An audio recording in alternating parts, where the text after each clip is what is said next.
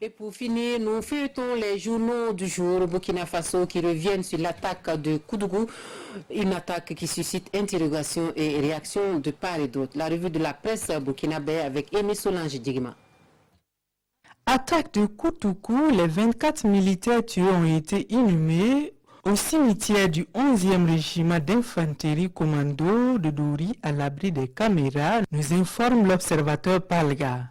Et les 5 militaires disparus suite à cette attaque ont été retrouvés vivants, indique Sidoya. Une attaque qui avait suscité des remous au sein de la Grande Muette au camp Guillaume Ouedraogo de Ouagadougou. Le PM d'Abiré dit avoir la pleine mesure de la situation dans aujourd'hui au Faso et appelle dans le pays tous les éléments au calme et à la sérénité. Chose faite d'après aujourd'hui au Faso, qui constate d'ailleurs le retour au calme au camp Guillaume.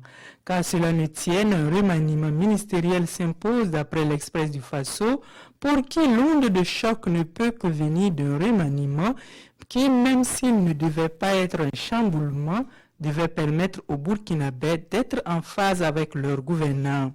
Pendant que le MBDHP s'interroge dans Aujourd'hui au Faso sur la capacité du pouvoir actuel à rendre effectif le droit à la sécurité pour tous les Burkinabés, la coalition d'OSC CE2 M21 va au-delà.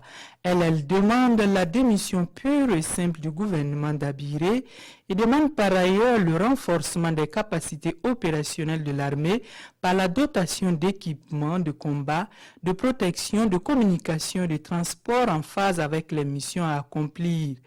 Mais que peuvent bien faire les FDS face à la déferlante venue de l'autre côté de la frontière, s'interroge le quotidien d'État. Pour ce journal, cette donne oblige une vigilance absolue et permanente, car un nouveau revers à l'image du drame de Koudougou reste possible.